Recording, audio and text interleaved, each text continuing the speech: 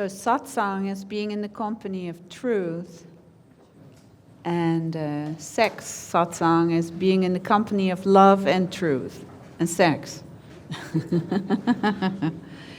I like to be all-inclusive, so for some reason I've been very interested in enlightenment and clothes and sex. And probably not the thing to say because it doesn't sound very spiritual, but that's my interest. And to me especially is of interest is bringing the love that I am, the love that you are, the love that we all are, to bring that in every part of our lives, including sexuality. And especially within spirituality, anything kind of below the belly button has been cut off. You know, it's wonderful to wake up to our true nature and just kind of transcend and know I'm not this body, I'm not this mind, I'm nothing, no thing. It's phenomenal to realize that. And then when that realization starts, as I call it, inscending, coming into the body, into the heart, and that starts, to come to union with all that is from the heart, then mostly everybody stops about that, and that kind of stops there. And then there's some talk about the gut, when the liberation or the realization starts coming in even more deeper, it comes into the gut, comes into the body, and going into the depth of the mystery of the deep, deep, deep, deep silence that lives in the gut, that brings forth intuition and wholeness and everything. But if we go even deeper, including sex in that, sex basically means including genitals. We step into a whole other arena. And especially because sex has been denied so much in spirituality and in most of our lives. It's nobody talks about it that much. We're not supposed to do that. There's a lot of guilt and shame and fear around it. Didn't stop anybody, still sex or lovemaking happens. So to me, what is very, very beautiful is when we learn to rest and abide more and more as this ground of being that we are, this I don't even know how to call it anymore, this great unknown. The more we start resting as that, it wants to wake up everything. So it wants to wake up every belief, every sensation. It wants to show and shine the light of awareness. So it wants to also shine the light of awareness in the bedroom. And there's a lot of unconsciousness in the bedroom. And there's a lot of unconsciousness around sexuality. What's very, very sad, because it's a very beautiful, as humans, we can bring consciousness there. And but mostly we're trained by porno, especially in these times. I remember moving from Holland to America. I was kind of stunned how many men I met that shared that they learned about sex through porno. And porno is not lovemaking. No, it's just not. It's about excitement. And there's nothing wrong about excitement. It's just part of the sexual menu that I find kind of boring. And so I'm more interested in kind of broadening the menu and see how can we bring this wakefulness to lovemaking. How can we do that?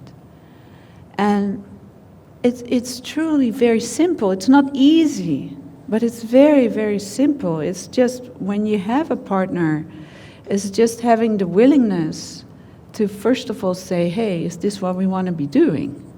First just talk about it, and that's often doesn't even happen. Just to share, okay, do we want to make love from old beliefs? Do we want to make love from here? Or do we want to make love and step into the unknown, really not knowing where we are and where we're going? Actually, do we want to go anywhere, truly? Or do we want to come together and rest as the being that we are and see from this resting how love wants to unfold? Are you interested in that? I'm interested in that. And then see what wants to happen. And when you have just the willingness, you don't need to know how to do that. But when there's just the first step is to have that willingness and sit with your partner or with a practice buddy and say, okay, let's play that way. Let's find out. Let's get curious.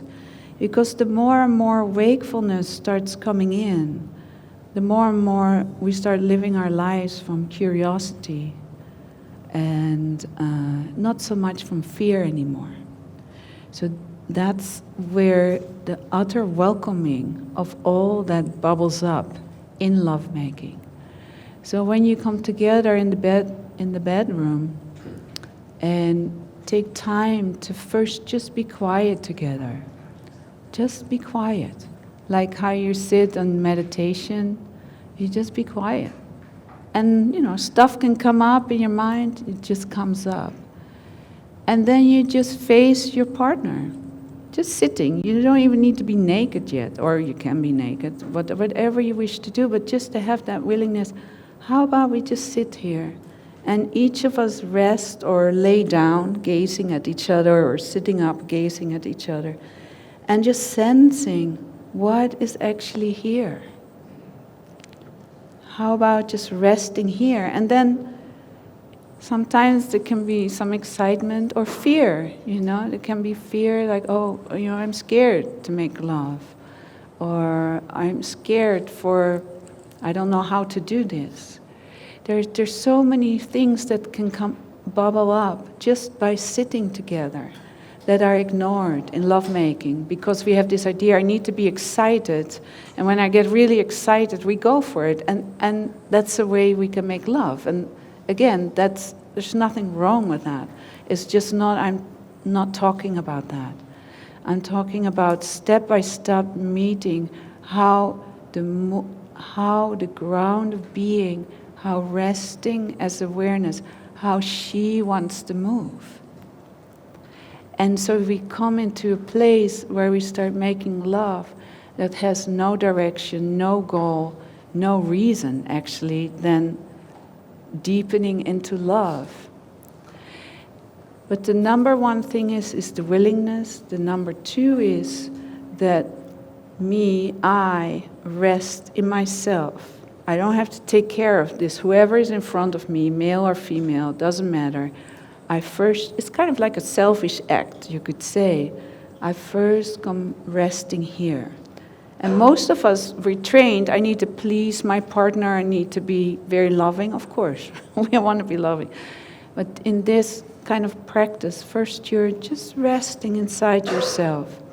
And you sit or lay down and gaze and just wait. Just wait. Even if you feel excitement. Yeah? To see what it's like, not immediately to act on pleasure or pain, but to keep on resting and wait till you feel like, something starts moving here that doesn't use my mind.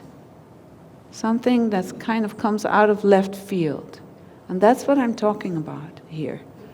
And so when you start this kind of making of love, you will be surprised all the time because you don't know what's going to happen. And one of the ways you can come closer. Let's say you lay on the bed together, facing each other, and you just come a little closer, just a tiny bit. You don't touch each other yet. And just feeling what that feels like, the sensations in your body, your experience. And I was actually, the other day, I was laying with my partner, and we were just laying, and I was surprised because there was this thing coming up in me. I felt very peaceful and resting. And the moment we started laying together, I was like, I don't want to lay with you. I don't want to touch you. I don't, but I wanted to make love. But there was this sense, I don't want this. And so we both have a lot of curiosity. So we had like, okay, let's explore. What's this, And so I can't even remember how it exactly went. But just to take time to explore this sensation, and that there's space for, because you don't want to say to your lover when you go and lay down, well, I don't want to make love, even though a lot of us might think that, but you don't say that because you're not supposed to say that, because you're supposed to be excited and have fun. Well, the truth is most of us, we don't. Or we have layers that, we all have these veils around us that we take to the bedroom. Actually, when you lay in your bed, you lay with your whole family and lineage in your bed, if you want it or not. They're all there. The whole family. They're really all there, if you want it or not. And that's the opportunity, to, it's like, okay, well, we're coming closer.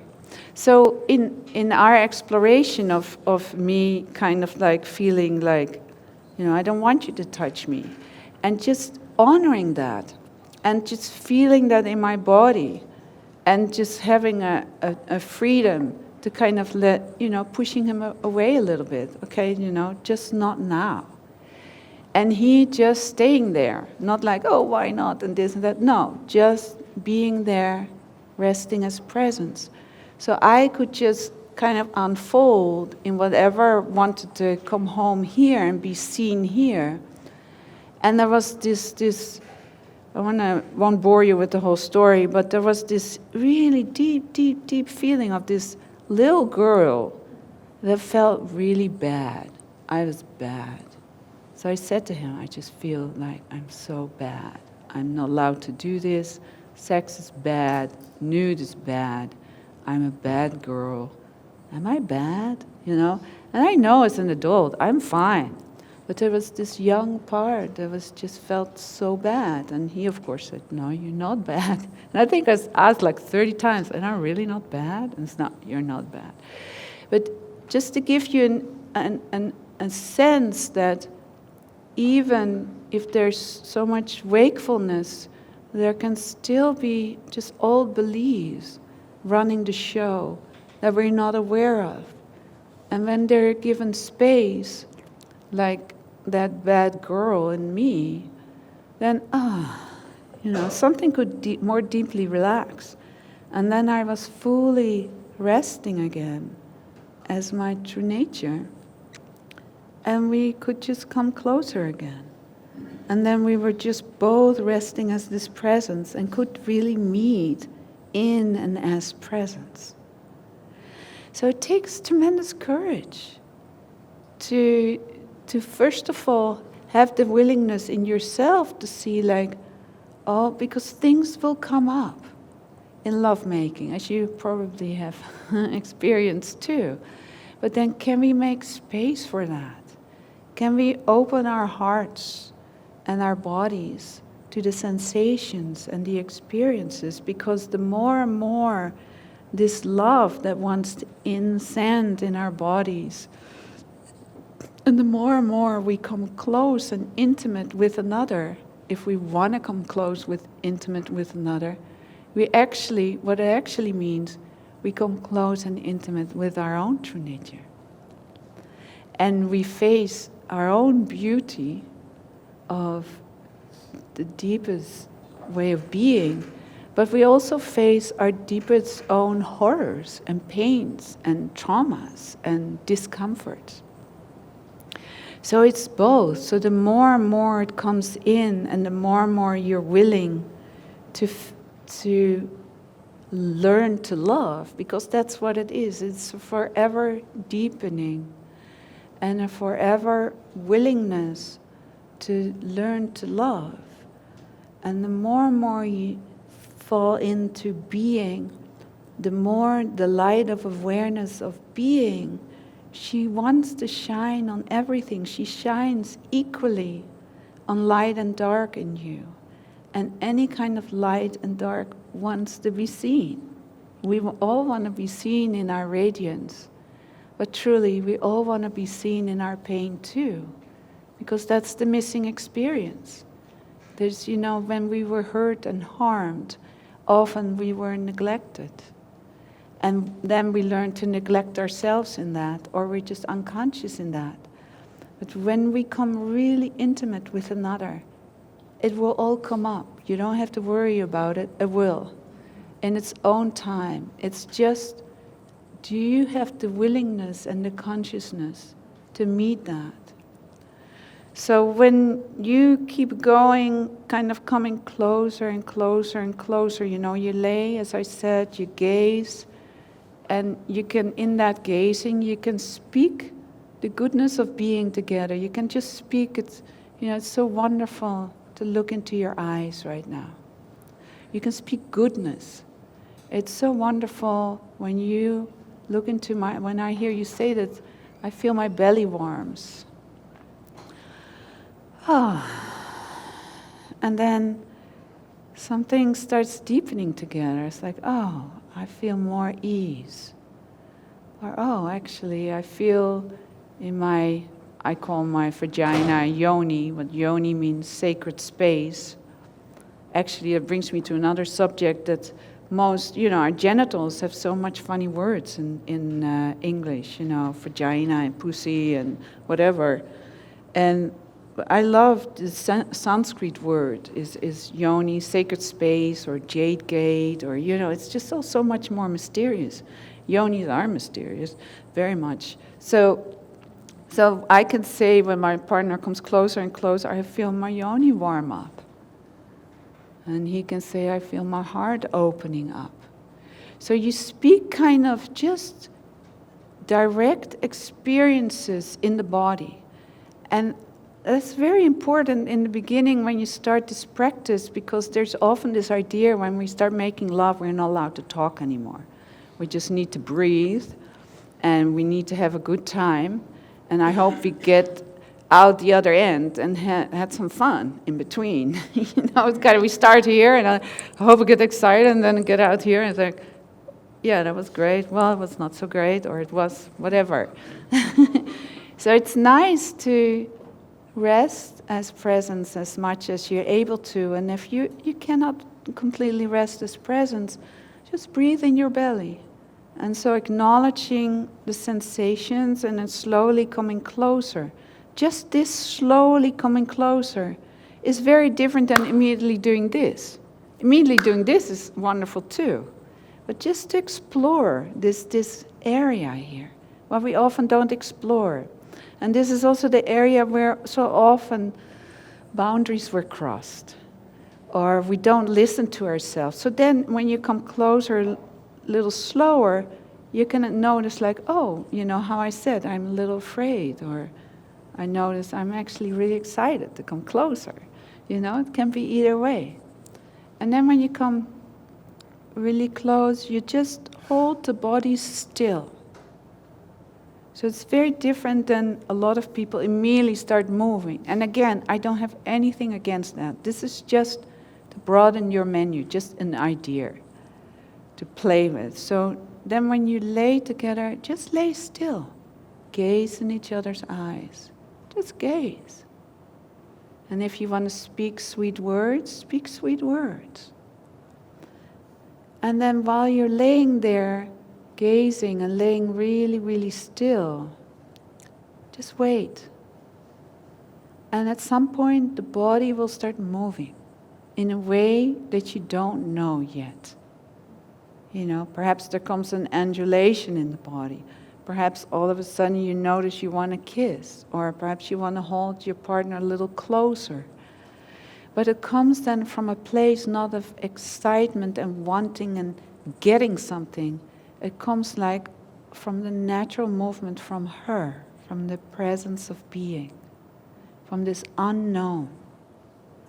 And then your whole kind of lovemaking session, so to speak, will be coming and going and being from the place of being and unknown.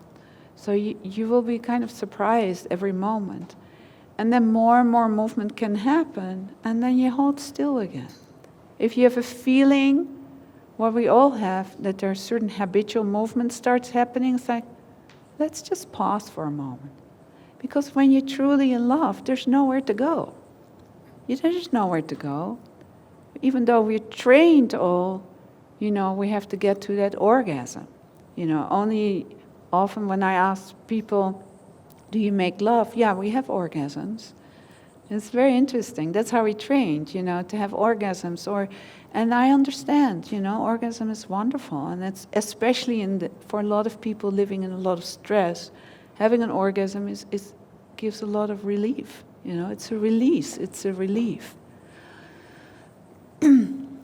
Also, from a female point of view, bringing this slowness in lovemaking, a female body works very differently than a male body. Female bodies are like flowers, they take half an hour to 35 minutes to open up. It's just biologically. There's nothing wrong with a female body, that's just biologically what she needs. Male bodies, they're ready, 2 seconds, 5 seconds. Perhaps, when you get older, it takes a little longer. But, but so for a guy, it's hard to understand. So it takes a lot of consciousness to join each other. It's like, let's take our time, we don't have to go, there's nowhere to go. We are already here in the being of love. We are already here. My friend and I, we were talking the other day, and can't remember what we talked about. It was some discussion we had about something, and then we looked at each other, and he said, let's call this a lovemaking too. And so, more and more, it's like everything becomes the making of love. Yes, in the bedroom, but also when you cook together, or one works on the computer and you work on your computer in your other room. There's still this connectedness of love. So it's a practice. It's the same as when you practice a meditation on your cushion. You start with meditation or sitting silently to rest into your own being, alone with your partner, and then you connect from that being with your partner. So it brings an extra dimension in your meditation. And coming in true intimacy from resting as awareness, from resting as presence, resting as her, to me that's the ultimate experience. It's really beautiful to be liberated, and it's really beautiful to be free by yourself. But to be liberated and be intimate and sharing that with another, I think that's the most beautiful thing. And it doesn't mean that needs to be always in the making of love, physical love making. My favorite definition of enlightenment is from Dogen Senjie. He's one of my favorite guru guys. Enlightenment is the intimacy with the 10,000 things. So enlightenment is the intimacy with everything. Everything. Every particle, every sensation, experience, lovemaking, everything becomes lovemaking. It's not about transcending. It's not about removing. There's a lot of confusion, like we should not be attached. I should not be attached. The truth is we are attached. Just enjoy it. Be attached. And then within the attachment, have your eyes open. And then something lets go. You know, when there's pain and pleasure, we all want pleasure. We all want to feel good. It's human. It's kind of a natural thing. Just getting attached to it makes it a little harder. But to enjoy pleasure, to enjoy that, it's allowed. It's healthy. It's natural. Pleasure is natural. Eating food with pleasure is natural. Making love and having pleasure is natural. A natural side effect of resting as awareness is bliss and pleasure. Yeah? And there's this idea this is not allowed. We should be, posed or something. But it's not. It's not natural. So in this lovemaking, with the willingness to rest as awareness, to rest as yourself, it's a wonderful playground to fall into kind of like a third energy that you don't know, that's her or him or whatever you want to call it. You don't know what's going to happen. You only know when you step into this kind of making of love that there's a willingness to rest as awareness and a willingness to stay home in yourself.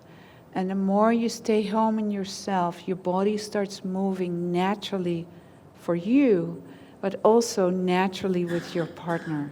And then you become one and the same. It's not like I loving him or me loving her. It's like we both are resting as that love and we attend love. And then from that there is some things that start take over, that an energy that just takes you. Does that make sense when I speak that? And you cannot make that happen. You can only make yourself available to that. And I'm sure everybody here has had tastes of that. You have had taste when you make love, even if it's very exciting, that all of a sudden you feel, something is just taking over, and then, you just go into an old habitual way of lovemaking. But we all had that taste. Also in daily life, you have taste of when things just naturally flow. It's just naturally that brings a joy and a sweetness to life. It's the sweetness of life. And that will come also in your lovemaking. Yeah. And then sometimes also in this coming together, what you also can do is you come closer and closer together. And you just take some time to put the penis, or you can call it the vajra, the wand of light, put that inside the vagina, even if you're not that excited, even if the penis or vajra is not that hard. You just kind of massage with your penis a little bit the lips of the yoni, and then warm up a little bit, and then just enter the yoni and hold still. And see what it's like to just hold still and gaze in each other's eyes, and then let the bodies make love. Yeah? It's very different when the bodies make love than when our minds make love. Because a lot of people, their minds make love with each other, but not their bodies. When your body starts making love with each other, you have no clue what's going to happen. You're like, I guess where are we going? It's new, it's fresh, it's alive. But again, I just can't stress enough, it takes tremendous courage, because in this process of resting, what you also have on your meditation cushion alone and alive, you will meet things that you don't want to see or that are uncomfortable. You will meet all your ideas about sex and lovemaking. And, as I said, your whole family lineage is with you in bed. You will meet all the stuff from your family lineage, what was trained to you, what was freely given to you. It's in you, in your bones, in your cells. So that's also what takes willingness to face that, because it's painful. It's painful. It just is. 1 out of 3 women is molested or abused. That's only what's recorded. So it's probably 1 out of 1, if it's not 1 out of 2. Within families, it's molestations and sexual misuse, and it's all with people they know, all within the family or in the neighborhood. It's amazing, yeah? So we carry that all with us in the collective. The sex industry is the biggest industry on this planet, and it's still the biggest growing industry. Sex trafficking is unimaginable.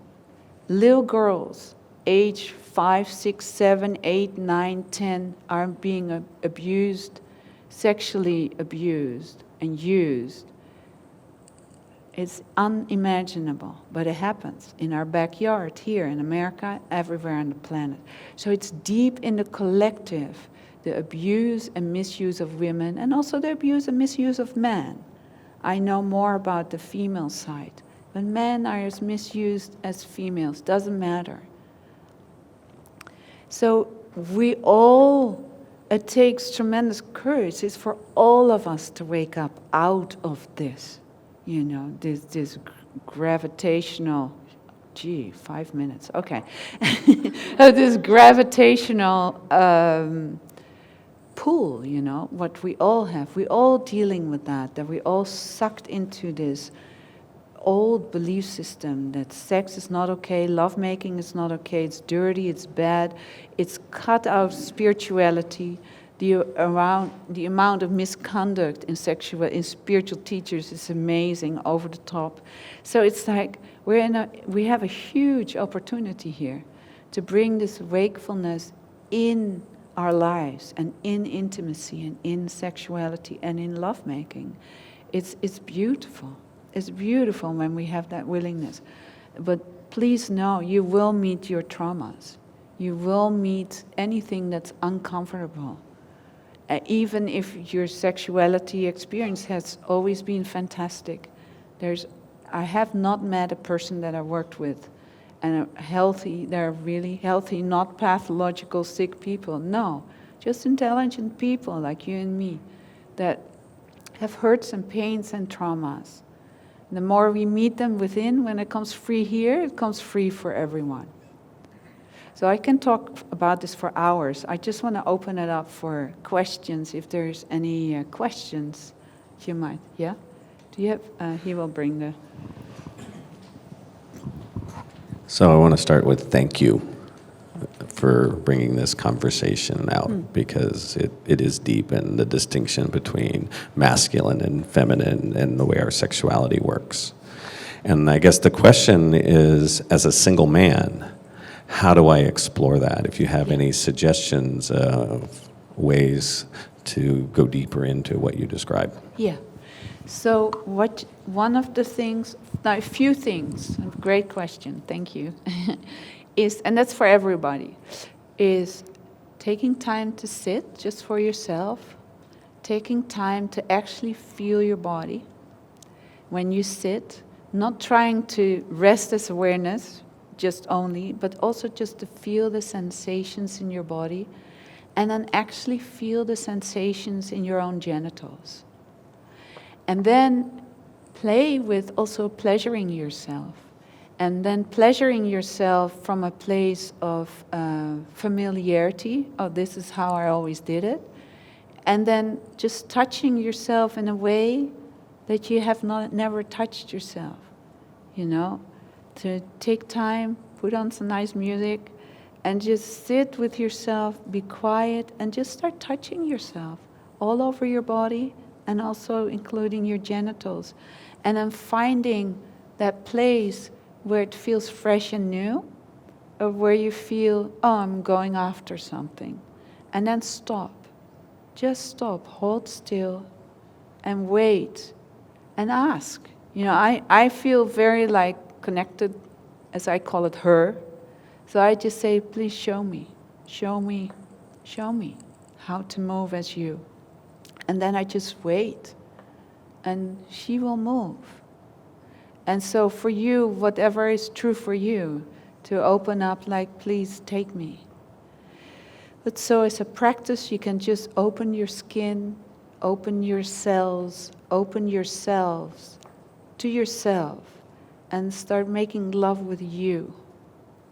And if you're interested in being with a partner, I would just, this is just my own little thing, I would just put a personal ad with Spirit and say, hey, you know, I'm available. I would love to meet somebody to explore this with. Could you please send somebody that can be a practice buddy or a person that I can learn to love with? But you can play with it alone also. Yeah? Great question. Yeah, somebody there.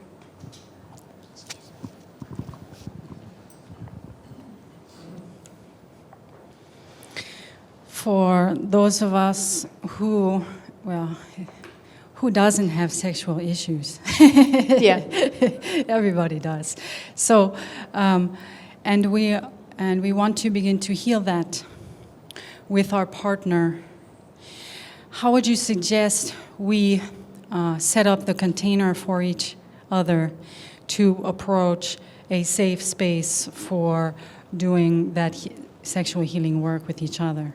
Okay.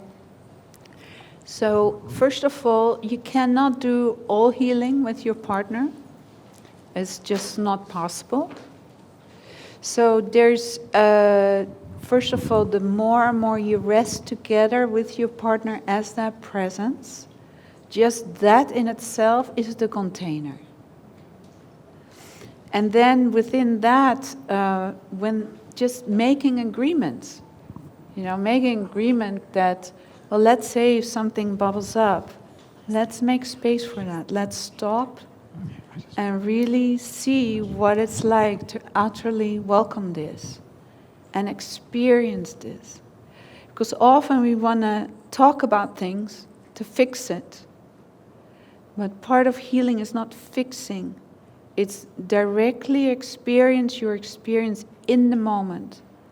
And the more you experience it in the moment, something frees up.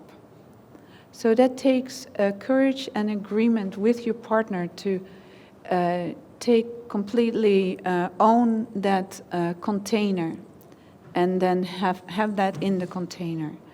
And then there are things that can be very helpful to work with somebody else. If traumas come up, or sometimes, I work sometimes also sexually with people, women only in the moment, or couples. So there are other options too. Okay. Any other question before we close? No? Oh, there's no time. Timeless time. It's way too short.